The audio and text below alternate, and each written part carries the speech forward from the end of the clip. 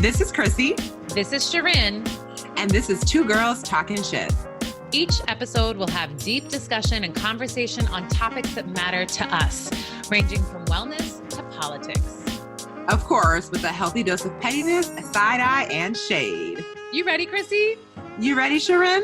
This is TGTS. Hey, it's Chrissy. And this is Shirin. And today we're talking about failure. So listen, when Chrissy and I first thought of this podcast, we were like, okay, this is going to be amazing. We're going to batch all these and be done by September. And that didn't happen at all. So that was a failure, right? We failed. We failed. So we're recording this literally a week before this podcast is going to come out. This should be coming out on Christmas Eve. And, but we really wanted to actually talk about failure because I think this is a time when we really start to ruminate on the things that maybe we didn't do, the things that didn't go well. And it can be really easy to fall kind of into like a failure cyclone. And so we just really wanted to get real with y'all about how we deal with failure and also some of our biggest fails and maybe some of our 2019 fails. But before we do that, Chrissy, what is up with you? What is up? I mean, it's almost Christmas, as we just said. I got nobody presents yet. I don't even know if I'm going to. Probably not going to. You said you weren't getting anyone presents anyway. I know. Chrissy. I said that, y'all. I know. So this is the thing. I said it, and then I was like, oh, I feel like maybe I'll just get like my mom something. You know, it's my mom. Okay, so it's your mom. It's my mom. And then I was like, well, maybe I'll just get my sister something. She's like, you know, I'm really, really close with my sister. And I get my sister stuff. You know, it's like, it's my sister. We're like besties. So I'm not doing anything big, but nonetheless, like if I'm going to do something, I should probably do it like today. Yes. Right? That would be a good idea. And I'm going home for Christmas. I'm leaving in a few days. So, you know, just doing like last minute things to like kind of prepare before that all happens. Yeah. Not that much though. It's been pretty chill. What about you? What's happening in your world? Well, this morning I kind of was like, oh crap, I got to get some things. And yeah, it was like, I'm like, how is this a week? It's a week before Christmas. Doesn't make any sense. And let me tell you, while I hate Amazon Prime is coming through, but some of the things I wanted were like out of stock. And like, they were like, can't get it to you until December 30th. And I'm like, I know. Like I found the relationship. What did you say? Love-hate relationship with Amazon because they're the worst. They're the worst. But for people like me and apparently you, sometimes I need to use them. But anyway, I really do. Like for instance, with me, I try to go get books at a local bookstore. Agreed. Yeah. You know, but there's a certain like, I don't want to go to like a GNC to get my BCAAs. No, I don't. Who wants to go into a GNC? Nobody does. Not even people who work at a GNC. They don't even want to go into GNC. So anyways, I ordered some stuff and I am super excited because I think I got my husband something super amazing. I can't say what it is. Well, why? You think he's going to listen to it before? Honestly, Raj, I know you don't listen to this podcast. But I love you so much. But just in case, he's like, I'm going to listen to this one on failure. But I'll tell you guys, I'll tell you once he has received the gift and whether he likes it or not. Cause we also have like a gift minimum cause you can really go wild. So we have a mutual gift, like a gift that we know what it is. We're getting that together that we really want. And then we get each other like little things as well. Fun. I'm really excited to hear what it is now. And if he likes it. I mean, knowing Raj, I feel like he's going to love it regardless. If you have ever met my husband, he is one of the most pleasant people. He really, really is. And like, if he is unpleasant, like something is astronomically wrong. And usually I've never witnessed Raj being unpleasant. No, he's never unpleasant. It's sometimes like something will happen and it's usually because he's blaming himself. It happens like once in a blue moon and he's so hard on himself. Anyway, we digress. Christmas is coming up.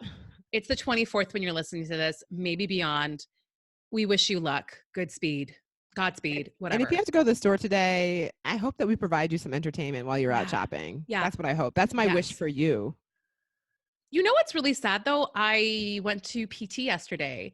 Okay. And they're like, okay, like when do you want to schedule your next appointment? And I was like, well, obviously you guys aren't open on Christmas. She's like, oh no, we're open on the 24th and we open on the 26th. And like, they're open on the 31st. Really? And I was like, what? People, it's the people. holidays. Take a day off. Nobody needs to go to PT on the 24th or the 31st. I did make an appointment for the 31st. Okay, so I guess my some lower people back. do want to actually. Okay, I take everything I just said back. There are people who want to go to the PT on the 24th. I mean, all right, fine. But if it was closed, you wouldn't have been upset by it, though. I would have understood, but it just Right. really worked out beautifully in my schedule. Well, that's why they're open for you, Shirin. That's why they're open. Wow. Okay. Anyway, so let's get into failure. I was kind of inspired to talk about this. We had another topic we're going to talk about, but that's going to be for next week. Because I just posted something on my Instagram where I was super transparent with some of my biggest fails in 2019. Because, especially in the worlds that we are in, me and you, Chrissy, of wellness, of growth, it's like you just see the growth of it all. You see the good of it all. You see the success. And also, I think there's this kind of taboo of like, if you want people to work with you or believe in you, then like you got to be aspirational, and aspiration does not include failing. And I was like, no, F that. I really want people to know that while I've had tons of success, that's also meant that I've had lots of failures. So, Chrissy, what are your thoughts on just like failure in general, maybe just our culture right now and how it deals with that? Well, I think you're like right on about the whole Instagram thing. And most people don't really talk about their failures too much on Instagram. And not only that, I think like just in general, like if you are spending a lot of time on Instagram, following people that like you really admire or look up to for whatever reasons, it can definitely seem like they are always like crushing, like they are always just like winning. They're doing this cool thing and they're doing another cool thing. And those things are true, but like in between those cool things, there's a lot of like not cool things that happen. That's like the reality for anybody. And I think that if we don't recognize that with any success comes a whole shit ton of failure along the way, like we'll always be like disappointed, right? Because you get one failure and you're like, oh, I guess I wasn't meant to do this. And actually it's like, no, this is part of the process, right? And so you talked on your Insta story, you encouraged me to share some of my failures. So I did that today as well. And I don't know, one of the things that really made me think about is my initial reaction to your post, actually. I was like, oh no, she did not just call me out to tell my failures. I'm like, oh, okay. She just wants me to go ahead and tell the world the whole year was a fail. I failed 2019 hard. And then, I had to bring it back in. I was being a little dramatic. And it really was great though, because I mean, honestly, 2019 was not a fail. Like I did a lot of really, really cool things this year. And we'll talk about that more. But like, to be honest, the year didn't like go anything like I thought it would. But it was also a really good year that included a lot of failure though. And I think it's always really important to put that in perspective that like your failure can be like really hard and really like disappointing. But at the same time, you can also recognize like, but all these really great things happen and you can hold like two spaces at one time. So yeah. How is your relationship like with the definition of success, but also with failure shifted? Because in our podcast, we've talked about how both of us are like recovering perfectionists. And like similar to you had shared in our last episode how if you got like a B on a test, it was like a travesty, right? If I got like a 90, I was like, what happened there? What happened there? What is wrong with me? Right? What is wrong with you? And so getting to that place to now getting to a place where like failure is just like a constant and everyday thing, and navigating that, just can you describe what that, if you can even know what that is? Yeah, so you're 100% recovering perfectionist over here. And in the past, failure has been really like, it was not even like hard. It was like I was ashamed. Like I was ashamed when I failed things. I was ashamed when I didn't feel like I did my best. I mean, again, and that goes all the way back to being like in school. I just remember being like so embarrassed if like other people knew I didn't do good on something. And so it's really interesting because when I first started doing work like in the online space, and I know you probably had a similar experience, like you launch something and then like it doesn't go like you thought, right? Like maybe people don't buy or you don't sell what you thought you were going to sell. And you're like, oh my God, everybody knows that I failed this. I should quit and never come back to the internet. And so like my first couple experiences, I definitely was like, I'm not supposed to be doing this. But then actually I recognized that for one, like nobody knows that I didn't do great or it didn't go the way I wanted to. And also like the more I failed and then like, oh, nothing happened. This is totally fine. Everything is fine. It just like built the confidence to be like, okay, this is normal for one. I think also like having other people that could reiterate that for me. I worked with a business coach during that time, and she was like, yo, this is what happens. Like, this is part of the process. And I was like, oh. And, you know, she shared like her own experiences about failure. And this is someone like that I really looked up to. So I was like, oh, well, if this person failed, like, oh, maybe I'm doing okay. Like, maybe this is not so bad. And so it's just like relearning, like reframing my narrative around that. And just also, it's been like a constant work in progress to let go of like the perfectionism, because that's just not helpful, period. And so, yeah, that's just been it's been a process, and it's actually like one that I probably wish I had have learned like when I was younger than, you know, 30, but whatever, it's here now. And so it is really, really freeing to recognize that like failure is just part of it. And you're like, all right, cool. Like, pick myself back up. And also super important, I think, is to have friends that are like-minded that you can bounce that stuff off of. We talk about stuff like that all the time. And it's just really helpful. So what about you? I love that. A lot of what you said like resonates with me. You know, I think we're kind of taught these like catchphrases of like failure is not an option.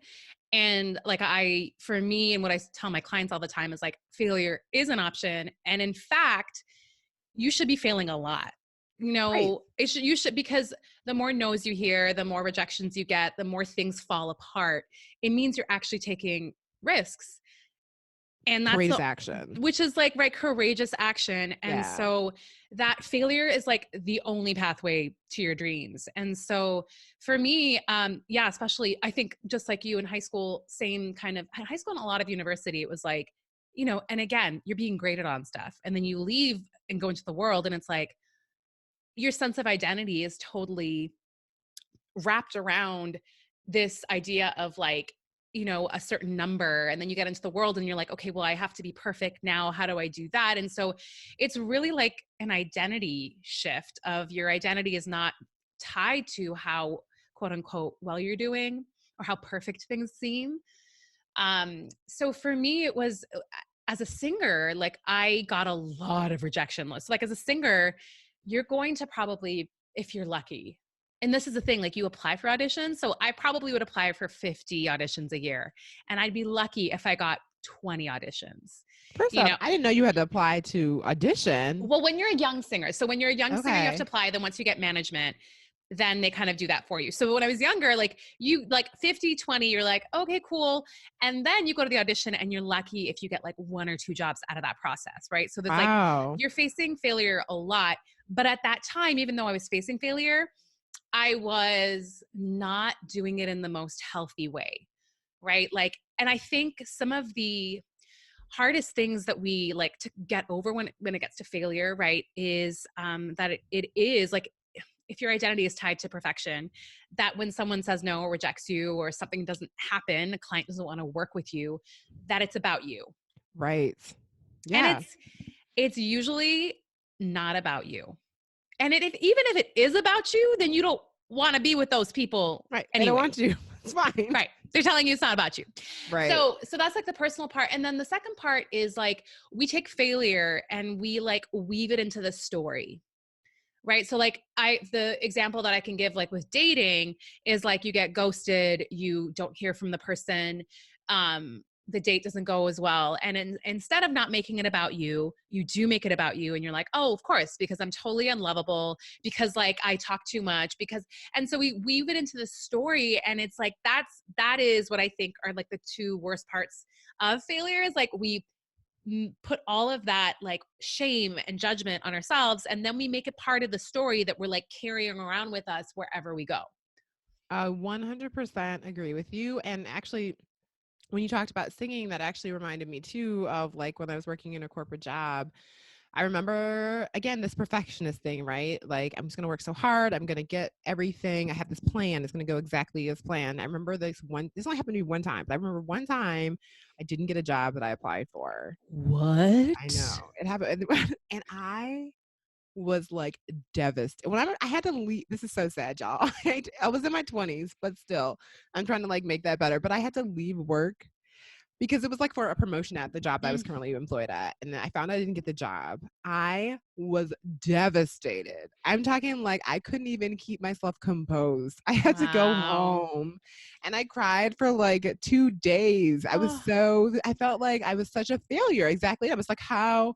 And it made it completely about me. Like, I Mhm. didn't do this good enough. I didn't do this good enough. And in hindsight, actually, like looking back at my career trajectory after that, like not getting that job was the best thing for me because it took me in a different direction, which was Mhm. way better. But at the Mhm. time, it seemed like the worst thing. And I just remember thinking like, I'm never going to amount to anything. This is it. And so going back to what you said about like grades in college and high school, grades were like the metric, right? For how you Right. can talk about your success. And I feel like I got to my career and then it was about like promotions and how much money I was making. Like that was the metric then for how successful I was at life in terms of like my career. Mm. Yeah. I'm writing a post right now, and there's this phrase I wrote that it's like we think that like success is not failing, and like Mm-hmm. that's not like success to me is trying, taking the risk, being Yeah. courageous. And success is not doing the thing and it working out. Success is doing the thing despite you knowing it could not work out. 100%. And I think having now my own business, that is something that I've really had to embrace. Because if Yeah. I was just worried about things not working out, I Don't wouldn't do them. do Can't do them. anything, right? Yeah. 100%. You just can't. What do you do now as like, because, okay, let's talk about like when we do quote unquote fail or something doesn't go the way we would like. What are some of your tools or coping mechanisms that you use to kind of navigate that? Because it's still painful, you know, like even though like we're experiencing painful. So how do you navigate that, Chrissy? Yeah. So actually, that one of the things I talked about on my Instagram earlier today on my story was in terms of failure is like this year I wanted to be writing more. And so here's another thing, right? Like writing originally when I started like writing for like publications and stuff, it came like really easy. Like people like came, it was just like, oh, this is great. It's perfect. Yes, easy. I love it. And then I wanted to be doing it more. So I'm like, okay, well, I need to like pitch to people. I need to like, actively. And so I did not like that at first because I was getting like, oh, no, we're going to pass on this, or no, we don't like this idea. And I was like, oh, okay, that's cool. All right, that's fine. And so I remember the first few times I was like, wow, I really don't like this feeling. I Mm, feel really rejected right now. And I thought that was a great idea. And now this person doesn't like it. And I think in that moment, I was just like, it made me for a second be like, oh, maybe I'm actually not a good writer, or like maybe I mm, shouldn't be doing this. And then I was like, wait a minute. Let's put some perspective on this. And again, reminding myself that like failure is part of the process. And if you're never getting any no's, it's probably because you're not taking any action, yeah. right? Yeah. And I was like, oh yeah, okay. So I mean, but here's the thing. It is like not cool when you fail. Like failing does not feel good most times for most people. So I give myself permission to like wallow for a minute, like, let me feel the feelings, but I don't let myself stay in that place forever, Yeah. right? I think it's so important. Like you feel what you feel. You don't have to ignore the fact that it's painful. You feel rejected. It sucks, all of those things, Yeah. but like don't stay there forever. You Mm-hmm. have to like move, and also don't allow it to be the thing that like stops you from taking more action. And don't let that rejection be the thing for me anyways. Don't let the rejection be the thing to be like, okay, I'm just not pitching articles anymore because obviously I'm not supposed to be doing this because they so and so at whatever magazine didn't like it, Yeah. and I think also like for me, like reading I'm like big on reading people with a similar experience. I remember I read Big Magic actually not that long ago, and Elizabeth Gilbert talks in that book in great detail about like how much rejection she got in terms of her writing, and she even told this really poignant story that like really put things in perspective for me. She talked about one of her short stories she had submitted to this magazine, and they were like not interested, and she was like really heartbroken because she really loved this article so much and she put so much heart into it. And then years later, she had like a writing agent now. She had a little bit of success. And her agent turned in the same story to the same magazine. And they were like, this is brilliant. We love it. And so it's also a thing to remember that like just because one person doesn't like your Mm, idea or at that time they don't like it doesn't mean it's a shitty idea or doesn't right. mean like the program that you're launching isn't good. It just means maybe it wasn't the right time with Mm, the right people at the right. So it's always just to remember that and to be like anybody who's really been successful in anything long term, had yeah. really big success will tell you about how much they failed more than they even feel like they were successful. Yeah. And so for me, it's always like give myself the space to feel my feelings, and then let myself know that's cool. You can feel that way, but you have to keep pursuing this, because failure is just part of the process. Yeah. I love, there's like that quote, which is like, not now doesn't mean not never. Exactly. So even though it may not be happening now, and then also, and maybe that thing wasn't meant to be and something better is going to come up, we don't know. But I do love that advice. I find that so often, especially as women of color, like we're just Yes. taught to like, oh, just buck up, get through it, get over it. Yeah. But Yes. it's really like honoring, like feel the feels, like allow yourself to be in that space, and then do the work that you need to do to kind of like take the next step and pivot. And, for me, failure, I've spoken about this a lot, but it's like, scientists, failure to them is called data.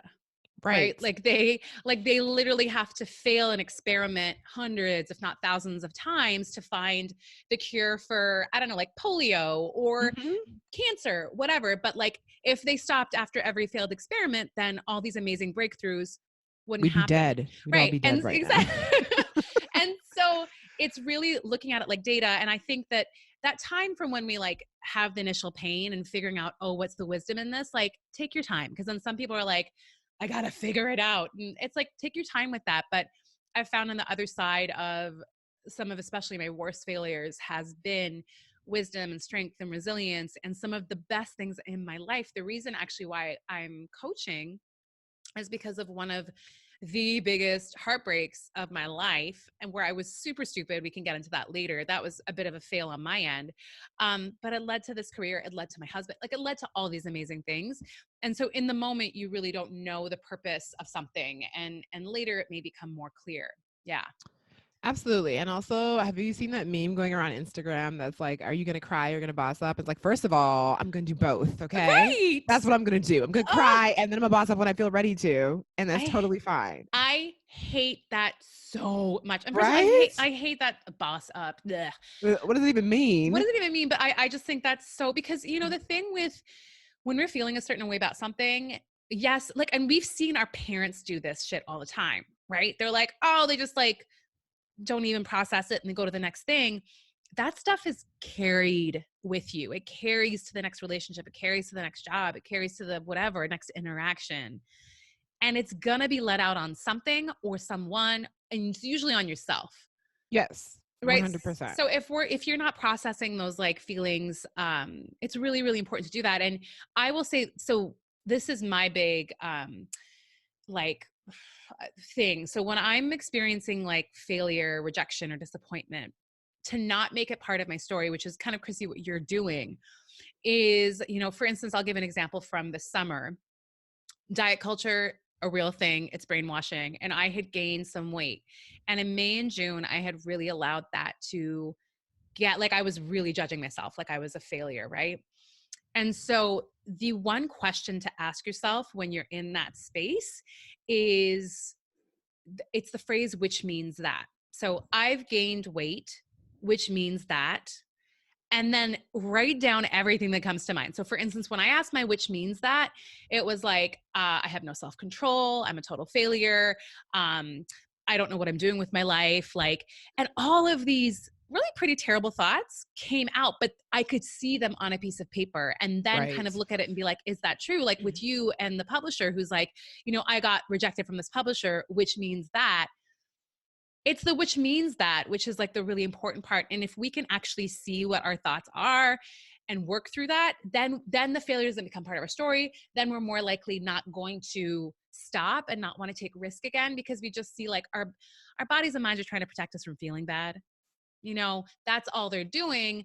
But the story, like, we don't have to get defined by this failure. We don't have to define our year by the failure. So that's one of my biggest tips.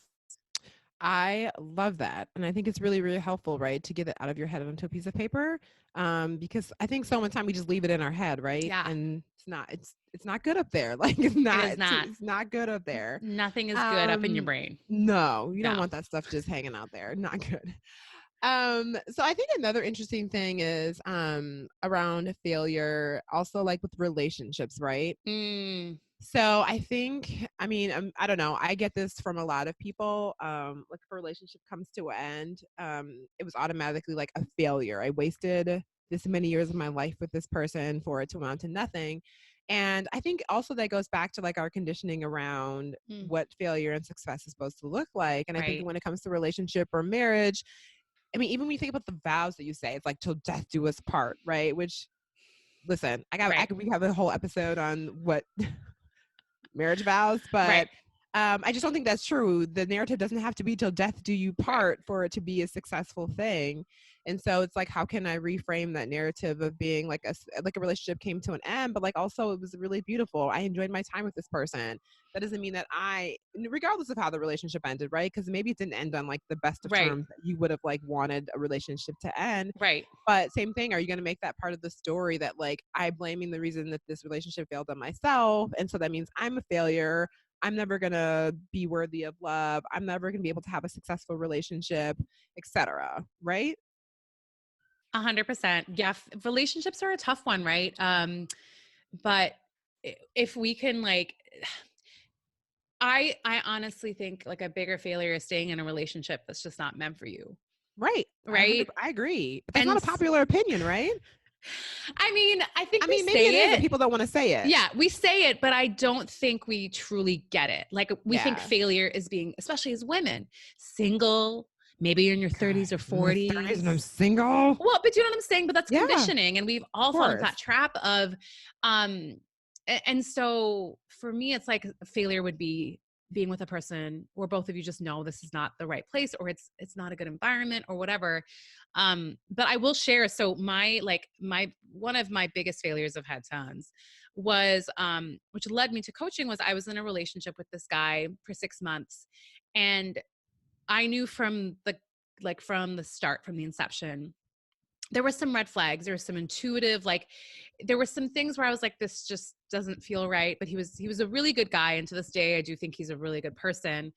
But come to find out at the fifth month we're dating, that he was like lying to me about something about his job. And let's just say that his actual job was not so savory. Okay. We're just gonna put that. I Not don't so savory. All I'm right. Draw not sure your own who's listening, conclusions about but what it's that not so means. safe. And for me, um, my biggest failure when I look back on that was not dating him and not, like I wish I'd listened to my intuition, I listened to my gut. It wasn't that, because we've all fallen into that.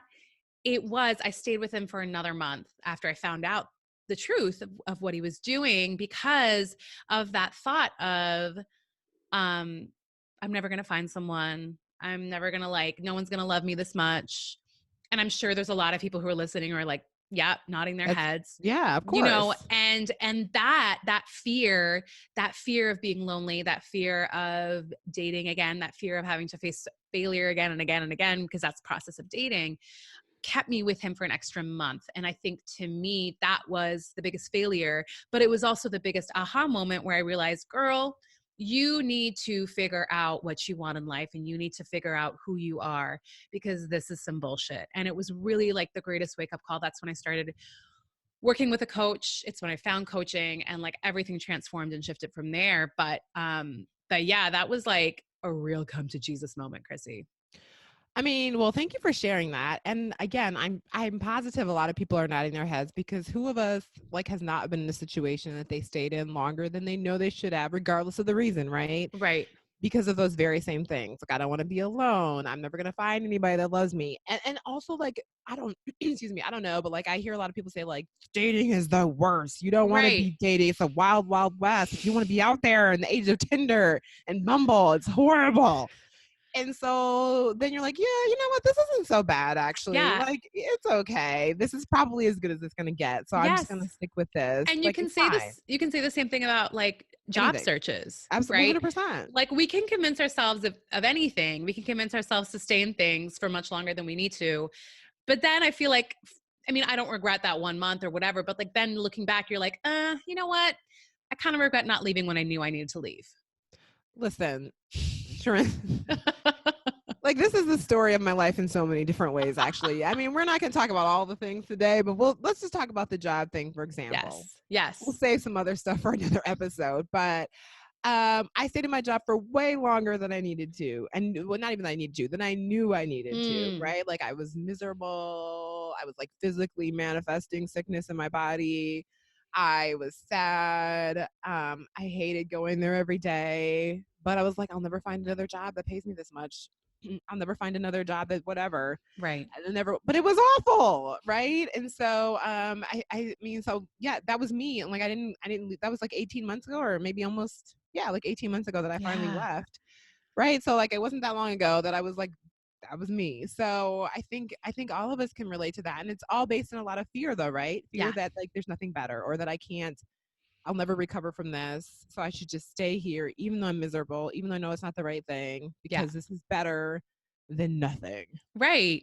Right. And it's just like the belief that we don't believe that there's something better out there for us, or that we can have something better, or that we're worthy of something better, maybe. Right. Yeah. And I hope that me and Chrissy are proof that there is, because I also think that, again, we started off with the whole Instagram thing is like we sometimes think that certain people are just like fearless, or that they don't experience pain or failure, or just not your share of it, right? That you are like an island unto yourself with your amount of trauma and pain and rejection. And I hope that me and Chrissy talking about this, I think that's one of the reasons I really wanted to do this, because I think the more we bring to light that we're all the same, that we all experience failure, regardless of where we are in life, I think that's just something that's so powerful and it's so unifying, right? Yeah.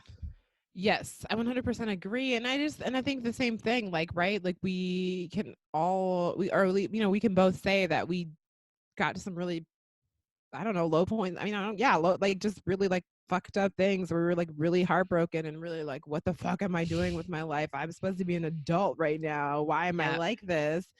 And then like you have to go through that, and then you can decide what happens. And like for you, you decided like, I need to get some help with this, got to figure this thing out. And similar for me. And then on the other side, she'd be like, wow, that's actually like, I'm really like, I mean, maybe I wish I hadn't have stayed there for so long, but like also I'm glad I got to that point, because it's allowed me to get to something so much better. And I don't know if you agree with this, but I also think that all of the like very difficult like rejection moments of like failure have also helped me over time as the things have happened, and realize that it can be better, right? I can choose something different. And it's probably not going to be easy, Yeah. right? Like choosing something different doesn't equal easy necessarily. A lot of times it's like the opposite of easy, especially when we talk about self growth and like all the like self growth is really, really hard. Like I don't care what anybody said. This shit is hard. Yeah. It's painful. It's uncomfortable. Like I think you did this post one time, like recently, right? About like maybe she's born with it, or maybe like there's been a lot of really awful things that you have like decided. I mean, you can talk about that better actually. So why don't you share a little bit about that, because it's so insightful. The post is like, it just says like it's words, like the image is words. It says maybe she's born with it, or maybe it's like years of self-work, self-growth, tears, ugly cries, like, screaming into pillows, it's self-growth, putting yourself in the way of fear and those boxes you've put away for so long that you don't want to open. Yes. But those you think that they're closed, right? You think that they're not doing anything, but they are literally affecting your day-to-day, right? And so it's really unpacking that. It's hard. It's messy. So hard. It's messy. So messy. So uncomfortable. We should actually do an episode on kind of our self-growth journey. Yeah. That would be, lots of lots of ups and downs in that. Yeah. Coming back to failure though, Chrissy, would you mind sharing just for us, what are some of the failures from maybe this year that, I don't know, that you've got on your mind? 2019 fails. 2019 fails. So yeah, a big one, which I'm not going to call a failure. I'm just going to say like, it was like, I left a long-term relationship this year. So I think some people could consider that a failure. I'm not looking at it as a failure, but it was like a big part of my year though, for sure. So that happened in 2019. So in January of this year, for those of you who like maybe follow me for a while, you probably already know this, but if you're new around these parts, my dad passed away really unexpectedly. So like I had this like idea going in 2019, like these are the things I'm going to do. These are things I'm going to, like I had a lot of plans. And most of those plans did not happen actually. And so I could look at that as like, wow, 2019 was like just the whole year, which is why I said, you know, when you called, I was like, oh, I felt very called out. I feel very attacked right now because I failed the whole year, but that's just not true. But you know, there were things that like I planned to launch that didn't happen. I wrote entire programs that just still are in my computer. And so, you know, and then like I talked about a lot of rejection with like writing stuff. So those are some of like pretty big things that happened in terms of failure in 2019. And so far from like a perfect year, but again, always looking yeah, far from perfect.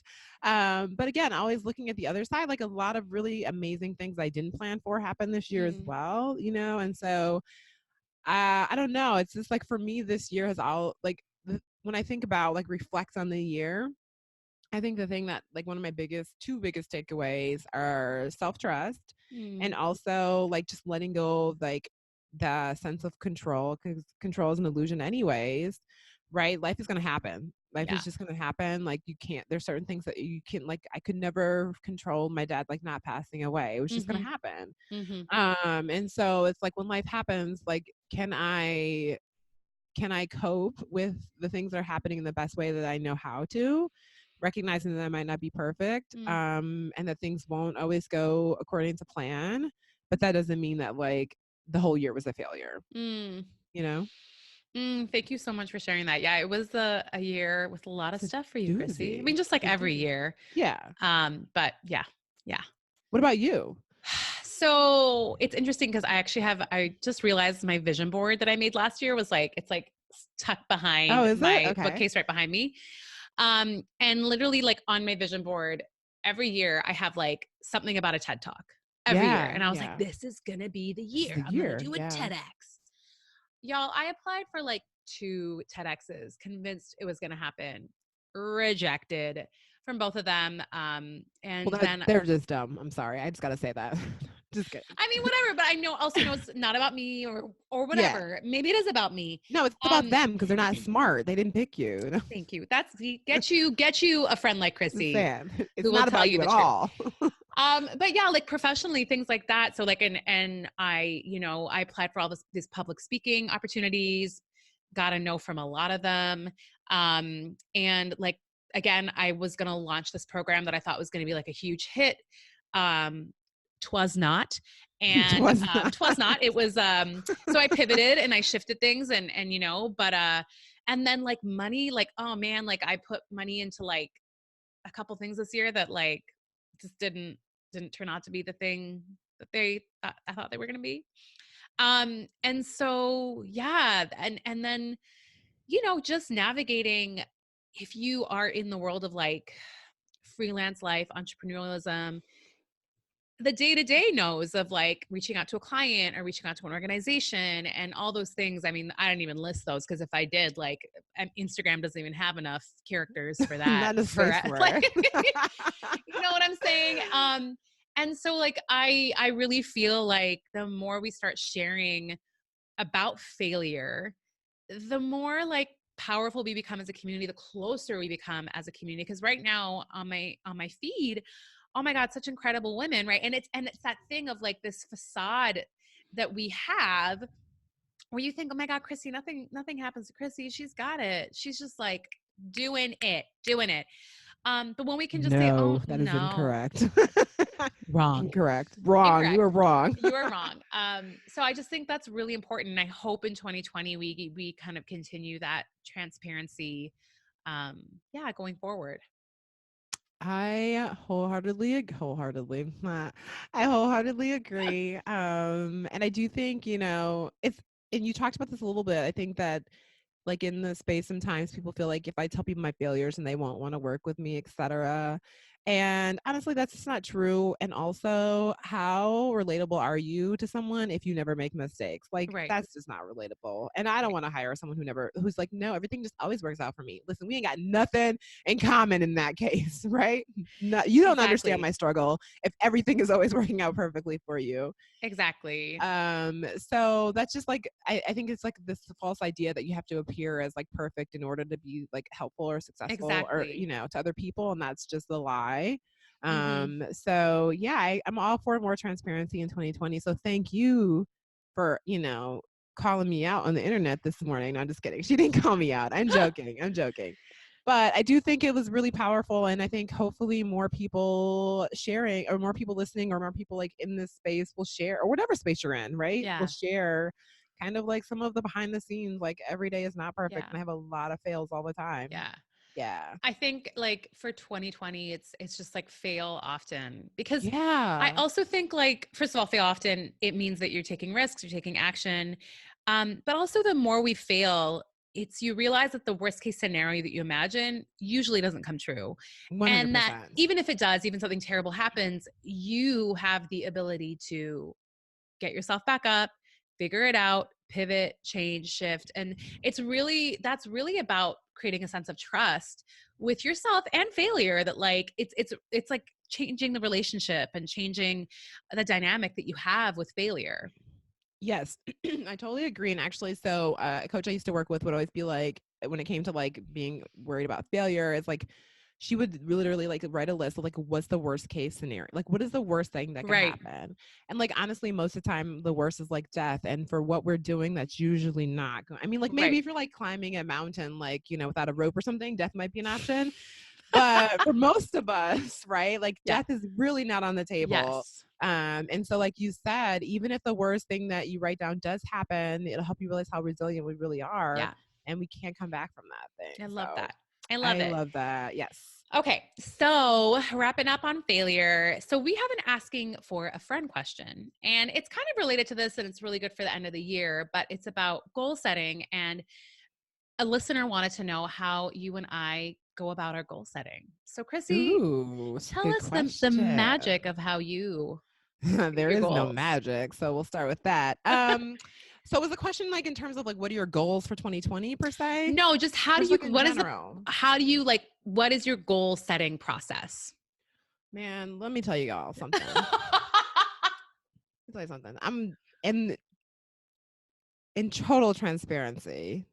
I'm probably the worst person to answer this question because I don't have a damn goal setting process. If I'm being Mm, honest, like seriously, I I'm like, I don't even know what to call myself because I do all the things they tell you not to do, right? Like, I'm just like any business coach or any person be like, this is what you need to do. I do the opposite. I just do the opposite all the time. So I don't really necessarily, I think, have a goal setting process. I'm really, this is going to sound really whimsical, but I really like to be guided by my intuition. And yeah. so I like to follow my intuition a lot. I will say that I need to do a better job at following my intuition. And then like I'm also a Sagittarius, and like Sagittarius are like Mm, notorious for like having a lot of ideas and then not always executing them as best as mm. they should. So I need to do better at like the back end, like real true execution. So like I'll think of something, I'll be like, oh man, I'm gonna do that. And like sometimes I really just do it. And then sometimes I'm like, it goes into like an abyss and I don't know what happens to those goals anymore. So that was really not helpful, is what I'm telling you. No, So but why don't you tell me what you do? no, because I actually think you and I are very similar. And I think for this listener, whoever is listening, perhaps this is confirmation, because I think in, again, this world, it's like, it's like the 5-hour workday, the blubbity blue. It's like how to be the most efficient, productive, goal setting person you can be. And like, get up in the morning, write your list down, execute. And that's not who Chrissy and I are at all. I think we get a lot of shit done. But that is not what works for me. I while like I'm not the coach who really believes in like 2-year, 3-year, 5-year plans. However, I do believe in like, there's this exercise I do in Wholehearted Woman. Chrissy did it, where you envision yourself in 5 years. And it's amazing, y'all. It's amazing. Like, it's amazing. I mean, some of my 5-year things already happened, so I'm just saying it's that amazing. I actually have to say that some of mine have happened too, and it's Right? it's unreal. But so anyway, people are like, what is this thing? Tell us what the thing is. Well, you got to join Wholehearted if you. I know. I got to do a little promo. Enrollment is open, so I'm just putting it out there. And this is real time, so enrollment is open until the end of December. It is open right now. But I will say, so what makes this exercise different is you're either envisioning your life in 3 or 5 years, but it's more about dreaming. It's about like dreaming. It's very clear. It includes not just professional, but personal, everything.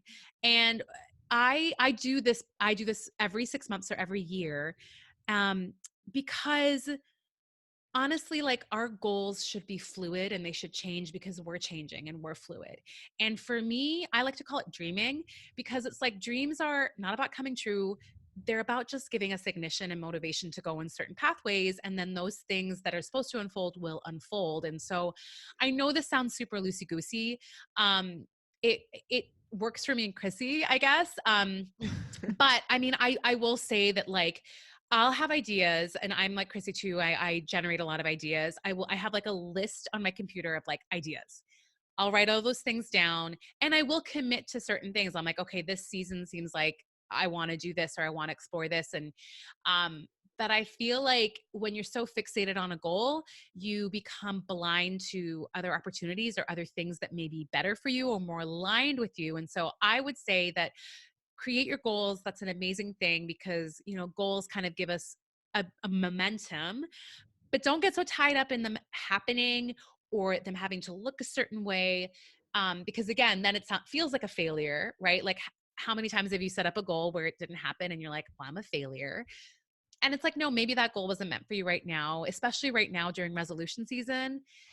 Ooh, resolution. We should do an episode on that. Oh my God. We do not. Yes. Just don't do it. Do not get caught up. Like I like to do intentions for how you want to feel this year. Right. And but again, like I look at my vision board and I see the TED Talk and I don't see that as a failure.